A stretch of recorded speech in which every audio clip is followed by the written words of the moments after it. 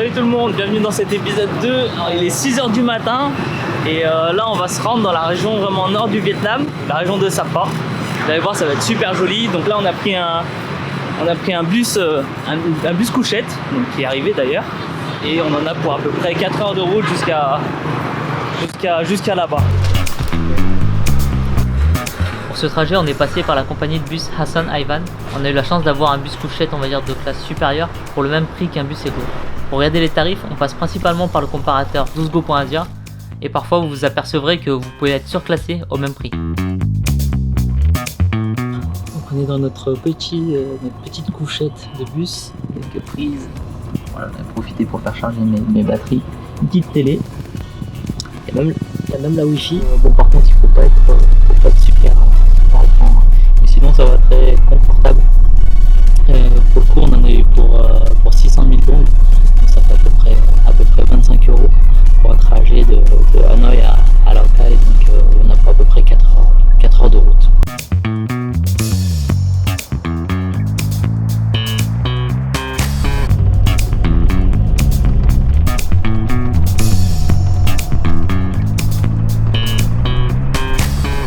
Donc on se retrouve directement au petit matin. Ce qui s'est passé en fait hier, c'est que on a récupéré en fait un hôtel pour lequel on a eu une petite ristourne, dans le sens où ce qu'on a trouvé sympa à faire dans le bus hier, c'est d'envoyer des emails à différents hôtels qu'on avait ciblés pour leur proposer en fait de leur faire de la pub, de la prestation, une petite prestation vidéo, Instagram et différentes photos sur les réseaux sociaux en échange de nuit en fait. Donc ça s'est très bien goupillé parce qu'on a très vite été rappelé par 2-3 hôtels et en l'occurrence on a choisi celui-là qui est l'Aliana Sapa Hotel à Sapa. On a été super bien accueillis par le personnel, ils ont été super cool. Voilà, en plus on a eu une chambre vraiment au top du top.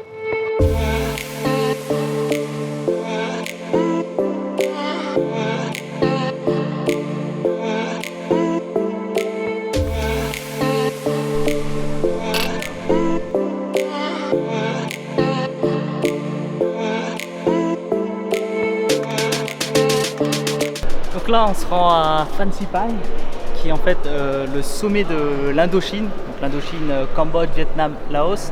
Il culmine à plus de 3000 mètres d'altitude. Donc on a pris le petit téléphérique que vous voyez derrière. Donc déjà c'est le premier point d'arrêt et ensuite il y a tout un tour qui est organisé pour se rendre vraiment au sommet.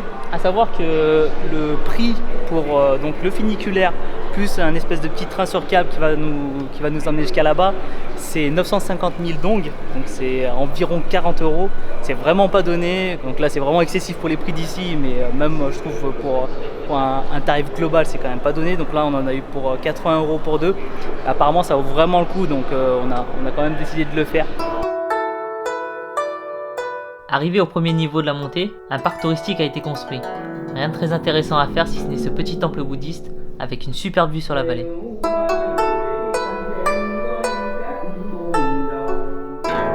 Après cette pause, direction l'objectif de cette visite, on monte dans les petits œufs qui nous emmènent jusqu'au sommet.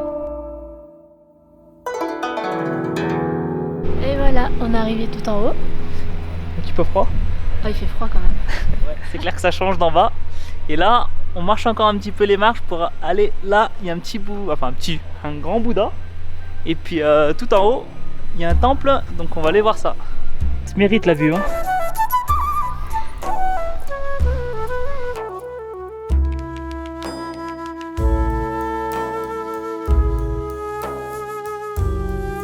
Voilà, donc après toutes ces marches, on est arrivé au pied du Bouddha, la statue du grand Bouddha Amitabha qui a été érigée au sommet du mont Phan Xipang. Donc ça a été reconnu comme étant la statue de Bouddha la plus haute par l'Asian Book des records.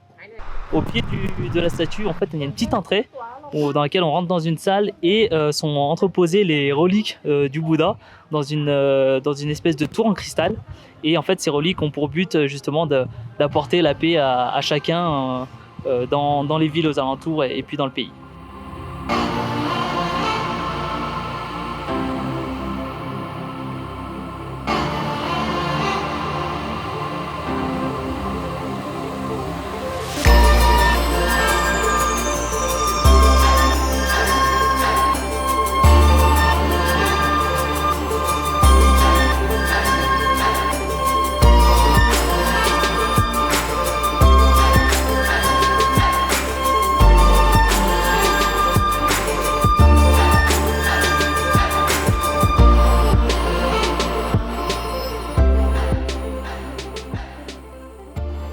Donc là on part en direction de Moumoua, qui est en fait une vallée où on va retrouver toutes les rizières en fait. Donc c'est ce que vous pouvez retrouver un petit peu de partout quand on parle de l'agriculture asiatique sur les réseaux sociaux. Donc vous savez, c'est ces rizières qui sont en escalier, typiques de la région.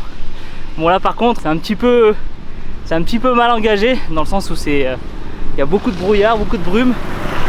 On dit souvent ici que dans cette région on peut connaître les 4 saisons en une journée. Et ben c'est confirmé, c'est pas sur une journée, mais hier on avait un grand soleil, vraiment un temps magnifique. Et là pour l'instant ça s'annonce très très mal, mais bon, on le tente quand même. On est de nature optimiste.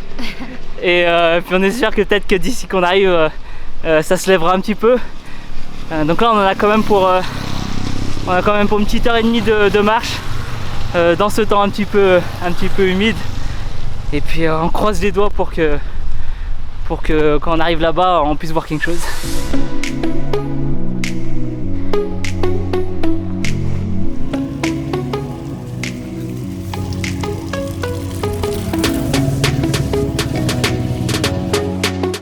Bon, et ben on est arrivé au spot où on devait aller.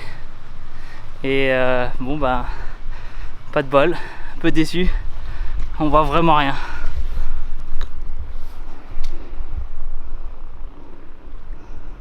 Bon, un petit peu déçu parce que c'est vraiment ce qu'on souhaitait voir ici.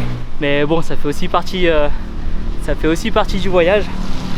Donc de partir un petit peu comme ça en sac à dos et s'arrêter 2 jours par-ci, 2 jours par-là, voilà, c'est de faire avec les contraintes de la météo. Et là en l'occurrence pas de bol quoi. Mais bon, ça fait partie du jeu et ça nous a fait faire une bonne balade quand même. Bon, et ben voilà, après notre petit échec du jour au niveau du spot qu'on voulait faire, on est revenu vers le centre-ville de Sapa. Donc on a marché pour essayer de trouver un endroit où manger. Et voilà, il y a très peu de petits boui-boui comme on aimerait faire ici pour essayer d'être le plus économique possible. Mais là on a trouvé un petit restaurant, donc ça va, pas trop. Les prix sont plus que corrects pour le coin, je veux dire. Il faut savoir qu'il y a d'énormes différences entre les différentes villes ou régions en fonction de si c'est touristique ou pas. Donc là on a trouvé un petit restaurant où le pho, enfin quel que soit le pho, d'ailleurs au bœuf, au porc ou au poulet, est à 50 000 dong, donc à peu près 2 €. Donc voilà, très très abordable. Donc on a pris tous les deux ça parce qu'on en avait bien envie et on se réchauffait aussi. Voilà, il fait très très froid aujourd'hui. En fait c'est dingue comme quand la brume et le brouillard il tombe, ça fait chuter la température. Donc rien à voir avec hier.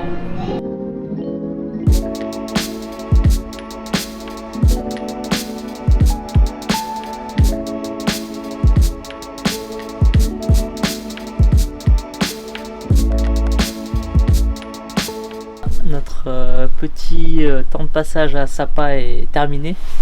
Donc là on va prendre le train de nuit. On s'en va direction la baie d'Along. Donc là c'est vraiment une destination qui est très attendue. Ouais, j'attends ça. On en a tellement parlé. Voilà. C'est vraiment on va dire l'un des coins ultra réputés du Vietnam. Donc voilà, on a vraiment hâte d'y être.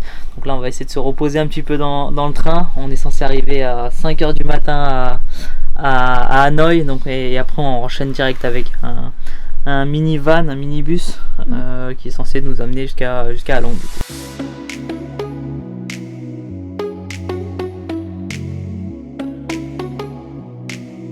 On est parti de la gare de Lao Cai à 21 h 30 et il faut compter environ 8 h pour rejoindre Hanoï. Concernant le trajet de Hanoï à Along, par l'opérateur Group Tour, on avait réservé un van de 7 places à la base et finalement on s'est retrouvé dans un minibus d'une 20aine de places qui était complètement surchargé de personnes. C'est vraiment pas très cool de leur part. Arrivé à Along, on s'est baladé un petit peu dans la ville avant le départ tant attendu pour la baie le lendemain.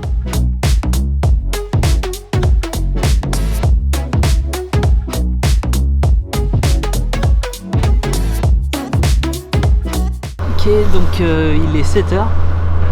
On est proche du port de Halong du coup. On va prendre le ferry direction l'île de Cat Ba parce que c'est de là-bas que va partir notre croisière qu'on a pris sur 2 jours et 1 nuit. Une croisière qui va nous faire donc toute la baie d'Along en passant par différentes petites îles en fait. Et aussi nous faire visiter le deuxième jour le village de Viet Hai.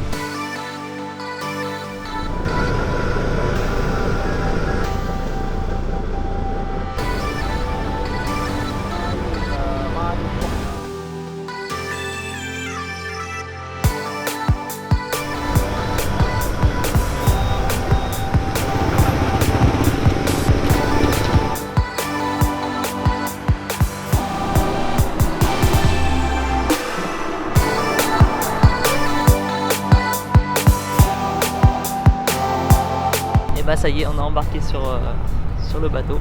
On a eu une petite explication du guide donc, qui a l'air super cool. Il nous expliquait en fait on va juste traverser la baie d'Along, mais on va passer principalement du temps en fait dans la baie de Lan Ha, parce que la baie d'Along il y a longtemps en fait c'était très bien pour le visiter. Aujourd'hui le problème c'est que c'est devenu un coin tellement touristique qu'en fait on profite plus du paysage. Donc c'est la baie de Lan Ha qui était la plus intéressante à faire si on voulait justement profiter un petit peu plus du paysage que cette ambiance un peu trop oppressante. Donc voilà.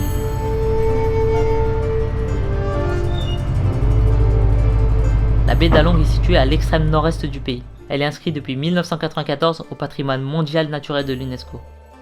Along en 2 mots se traduit par là où le dragon descend dans la mer. Référence à la légende du dragon qui, en plongeant dans le golfe du Tonkin, forma les reliefs dessinant la baie. Ce paysage se caractérise par plus de 1600 îlots, aussi dénommés karstes, pouvant atteindre une centaine de mètres, résultant de l'érosion durant plusieurs millions d'années. Au-delà de cette image de carte postale, on retrouve également ici une biodiversité sans équivalent. On parle bien sûr de milliers d'espèces marines, des oiseaux, mais aussi des récifs coralliens et des forêts tropicales abritant des espèces rares. Enfin, ces 1500 km² hébergent depuis toujours des villages flottants et terrestres comme celui de Viet Hai sur l'île de Cat Ba.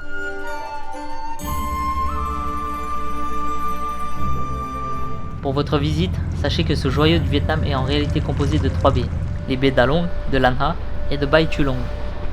Il s'agit simplement d'un découpage par province, mais elles forment bien un seul et même environnement avec la même faune, la même flore et les mêmes paysages. Cependant, étant donné que c'est la baie d'Along qui est inscrite au patrimoine naturel de l'UNESCO, sa renommée attirera plus de touristes. Pour profiter pleinement des magnifiques paysages en toute quiétude, privilégiez donc la baie de Lan Ha.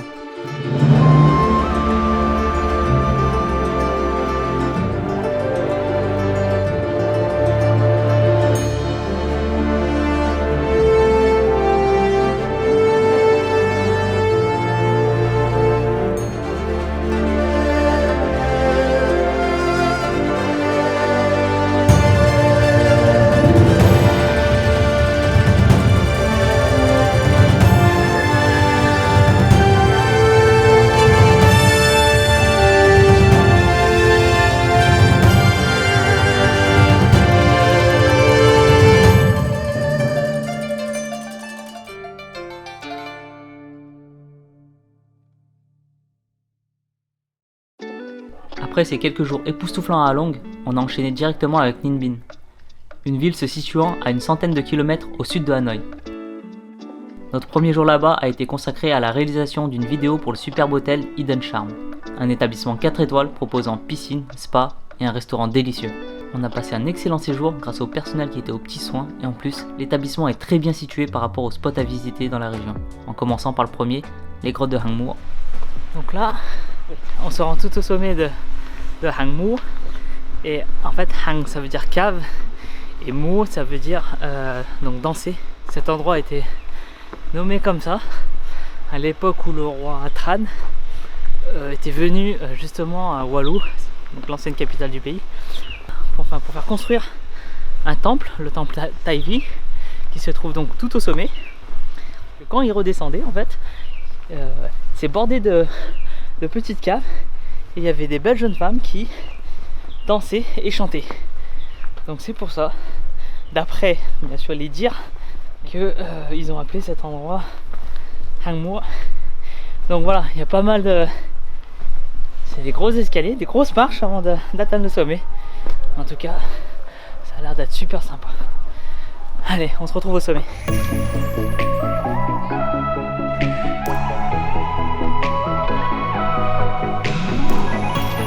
Le dernier petit fait sur ce lieu, et ben les Chinois sont pas les seuls qui sont forts à copier, puisqu'en fait cette fois-ci c'est eux qui ont été copiés, dans le sens où les garde-corps qui longent les escaliers pour monter au sommet sont des imitations de la Grande Muraille de Chine.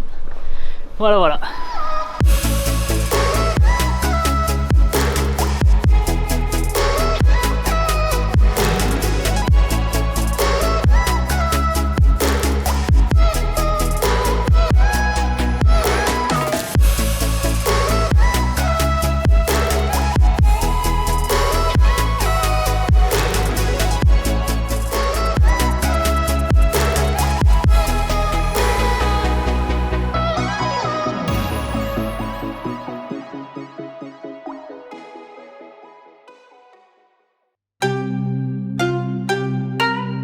Dans la continuité de votre visite à Hang Mo, vous pourrez vous rendre à Hoa Lu, l'ancienne capitale du Vietnam, entre l'année 968 et 1010.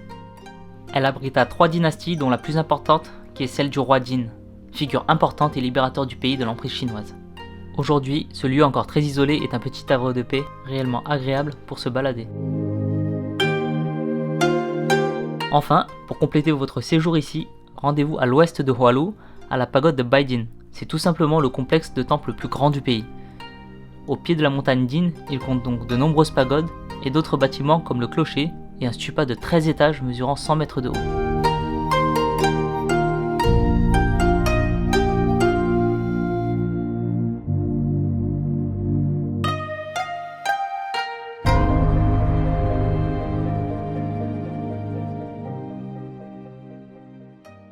Voilà, fin de l'épisode 2 de notre voyage. J'espère vraiment que vous avez aimé cette région nord du Vietnam. Donc voilà, notre seul petit regret c'est de ne pas avoir plus de temps pour visiter vraiment cette région, parce que c'est une région qui est vraiment encore très naturelle et c'est vraiment ce qu'on aime. Pour le coup, notre séjour ici ne nous permet pas de passer plus de temps, mais il y a encore de très très beaux coins à voir. Donc si vous avez l'occasion, essayez de prévoir un peu plus de temps que nous on fait. Il y a des régions comme Ha Giang, etc. qui sont vraiment très très belles, qu'on n'a pas pu voir. On en garde quand même un très bon souvenir. C'est vraiment un coin qui est magnifique, malgré voilà, la météo qui n'est pas toujours évidente ici, comme vous avez pu le voir à Sapa. En tout cas, là tout de suite, on continue notre voyage et on descend dans le centre du Vietnam avec une première destination qui est Hoi An, vraiment très très très belle. Donc continuez à nous suivre et d'ici là, portez-vous bien. Ciao.